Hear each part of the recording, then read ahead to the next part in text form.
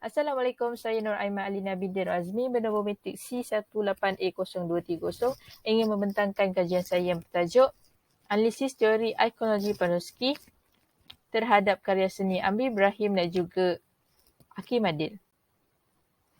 Seni merupakan salah satu kemahiran manusia yang dapat menyatakan emosi mereka.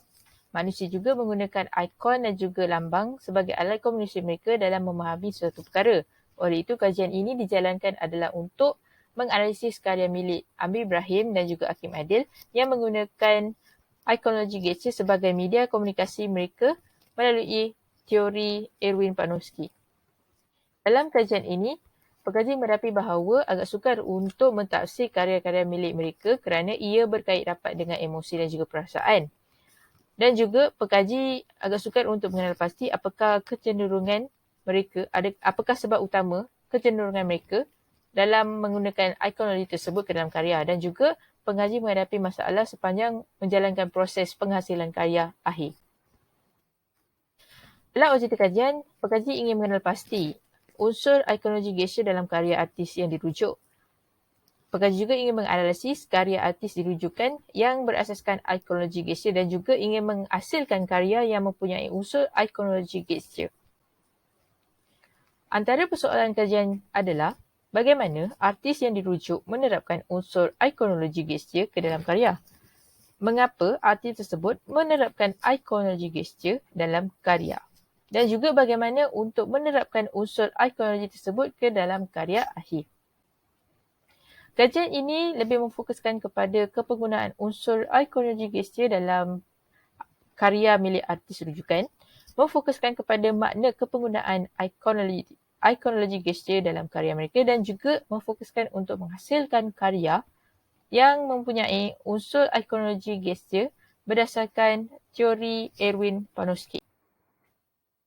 Dalam kajian ini, pengkaji menggunakan teori Erwin Panofsky yang mempunyai 3 tahap, iaitu pada tahap pertama, ingin mengenali sifat asas objek ataupun subjek yang digunakan dalam karya.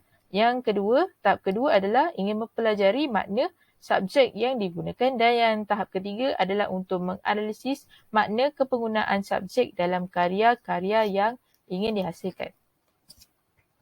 Simbol sering digunakan dalam budaya manusia. Sebagai contoh, penggunaan simbol keamanan pada zaman hippie di Amerika Syarikat pada tahun 1964 hingga 1980. Selain itu, simbol berperanan untuk mewujudkan suatu budaya ikut fikiran dan juga peranan mereka. Sebagai contoh, naga yang digunakan sebagai lambang kemegahan dan membawa tuah kepada masyarakat Cina.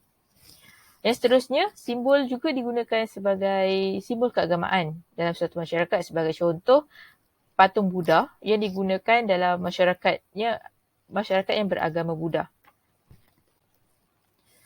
Gesture berperanan untuk menjadi alat komunikasi manusia sebagai menzahirkan emosi, fikiran dan perasaan mereka. Sebagai contoh, kita boleh lihat dengan lakonan yang dibawa oleh artis-artis tempatan yang pandai memainkan watak masing-masing di atas pentas. Unsur ikonologi gesture juga digunakan dalam karya. Sebagai contoh, karya milik Albert Dürer dan juga Michelangelo yang menggunakan gesture sebagai ikonologi mereka yang membawa maksud kepada agama Kristian. Manakala, karya milik kumpulan panggul surat pula yang bertajuk Mafilindo menggunakan gesture 3 manusia berlainan rupa tetapi mempunyai satu ikonologi yang sama, iaitu semangat kesatuan. Kajian ini memilih 2 orang artis yang bernama Amir Ibrahim dan juga Hakim Adil bagi mendapatkan maklumat dan juga data terperinci sepanjang kajian ini dijalankan. Pengkaji menggunakan kaedah temu bual dan juga pemerhatian bagi mendapatkan sumber primari, manakala menganalisis data-data di artikel, laman seseorang dan juga e-book untuk mendapatkan sumber sekunder. Dalam hasil kajian, pengkaji mendapati bahawa terdapat perbezaan dan juga persamaan antara karya milik Amir Ibrahim dan juga Hakim Adil. Berikut merupakan jadual yang pengkaji berjaya keluarkan bagi sebagai rujukan sepanjang kajian ini dijalankan. Berdasarkan teori Panofsky, karya milik Amri Ibrahim lebih berasaskan dan memfokuskan kepada bahagian anggota badan gesture, di mana gesture tersebut tidak menunjukkan wajah ataupun muka di sebaliknya. Dan ia lebih fokuskan kepada gerakan yang dilakukan pada karya tersebut. Dan aliran yang digunakan dalam karya Amri Ibrahim adalah realism. Subjek yang digunakan pula dalam karya ini, subjek yang digunakan seperti sedang bergelut antara satu sama lain. Beliau menggunakan warna monokrom sebagai latar belakang dan juga warna kepada gesture tersebut supaya mood yang disampaikan sesuai seperti apa yang ingin disampaikan. Ya, seterusnya, setelah ditemu bual, karya ini berkisahkan tentang dirinya bersama pasangan kembarnya yang menghadapi tekanan yang melampau. Kegunaan gesture adalah refleks ataupun tindak balas anatomi daripada tekanan yang mereka hadapi. Berbeza pula dengan karya milik Hakim Adil yang menggunakan aliran surrealism dan memfokuskan kepada gesture bahagian badan manusia dan juga alam semula jadi. Karya beliau lebih selari dan seimbang antara kiri dan kanan dan juga menggunakan warna hitam dan putih selari dengan kepenggunaan gesture dan alam yang digunakan dalam satu karya. Setelah ditemu bual, karya ini membawa maksud kepada kerinduan dan juga kerinduan terhadap kehidupan bersama alam sebelum berlakunya COVID-19 serta merasakan kehilangan untuk menikmati lumrah kehidupan sebagai manusia bersama alam semula jadi.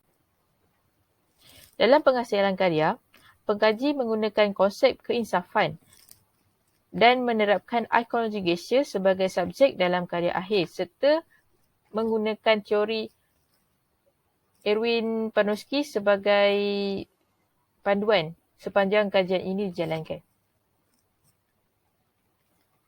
Berikut merupakan lakaran awal dan juga lakaran tersebut telah dikembangkan kepada beberapa idea supaya pemilihan dapat dilakukan oleh pengkaji bagi menghasilkan karya akhir. Berikut merupakan proses penghasilan karya di mana pengkaji menggunakan aplikasi IBPenX untuk melakar semula idea yang dipilih. Kemudian, pengkaji menggunakan warna hitam dan putih kepada gesture bagi menaikkan warna dan juga mood yang ada pada karya tersebut. Pengkaji juga menerapkan elemen alam seperti tubuh badan, tumbuh-tumbuhan dan juga beberapa tumbuh-tumbuhan pada gesture. Serta pengkaji juga memasukkan elemen glitch pada gesture dan juga latar belakang karya. Berikut merupakan video yang pengkaji sediakan bagi tontonan umum.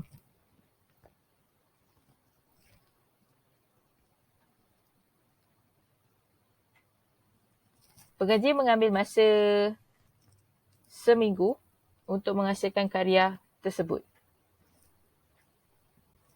Kesimpulannya, pengkaji dapat mengenal pasti dan menganalisis ikonologi gesture serta fungsinya dalam kehidupan manusia.